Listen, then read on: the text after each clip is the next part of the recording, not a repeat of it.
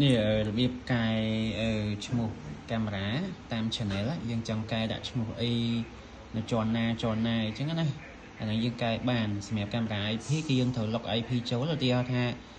កាមេរ៉ាហ្នឹងយើងចង់ log ចូលអញ្ចឹងយើងត្រូវរក IP របស់វាតែ IP កាមេរ៉ាឧទាហរណ៍ថា IP វា 192.168.1.18 អីចឹងចុះយើងយកមក log ចូលឯនេះ log ចូលក្នុង browser យើងបើក browser មកបើក Chrome ក៏បាន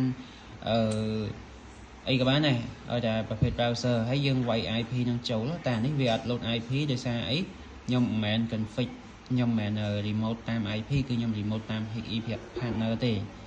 ញ្ចឹងវាអត់ load IP ឡើយហ្នឹងអញ្ចឹងបើយើងវាយទៅវា load IP ឯងវាយើងមាន IP អាហ្នឹងយើង config នៅ local តែនេះខ្ញុំ config ពីចម្ងាយខ្ញុំធ្វើតាម e partner ទេខ្ញុំធ្វើវីដេអូដើម្បីឲ្យចូលមើលអញ្ចឹងណាអញ្ចឹងពេលយើង log IP ហើយវានឹងទាមទារuser និង password ទេពេលយើង log in user password ចូលទៅវានឹងចូលមកដល់ចំណុចនេះចូលមកដល់ចំណុចហ្នឹងឯងអញ្ចឹងដើម្បីចូលមកដល់ចំណុចហ្នឹងយើងចូលទៅកែឈ្មោះ channel នេះយើងមករកពាក្យថា image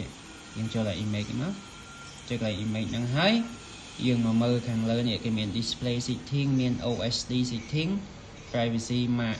អញ្ចឹងយើងចូលទៅកន្លែង OSD setting នេះយើងចុចកន្លែង OSD setting នេះមក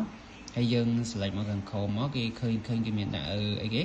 channel name អញ្ចឹង channel name គេដាក់កាមេរ៉ា1កាមេរ៉ា01អញ្ចឹងណាអញ្ចឹងកន្លែងហ្នឹងយើងដាក់ឈ្មោះមកឈ្មោះអីក៏បានដែរដែលយើងចង់ note ចំណាំថានៅជាន់ទី1ជាន់ទី2កាមេរ៉ាជាន់ទី1ជាន់ទី2 outdoor 1 outdoor 2អញ្ចឹងណាអាហ្នឹងយើងកែបានយើងដាក់ឈ្មោះអីក៏បានដែរកន្លែងហ្នឹងហើយពេលដែលយើងកែហើយយើងចុច save ទៅអញ្ចឹងកាមេរ៉ាយើងវានឹង load បង្ហាញយើងឯងអាកន្លែងកាមេរ៉ា01ហ្នឹងវាលែងដាក់កាមេរ៉ា01វាដាក់ឈ្មោះដែលយើង note កន្លែងហ្នឹងអញ្ចឹងណាឈ្មោះកន្លែងយើងកែហ្នឹងណាអញ្ចឹងសម្រាប់កែឈ្មោះ channel របស់កាមេរ៉ា IP គឺមានតែប៉ុណ្្នឹងទេអរគុណ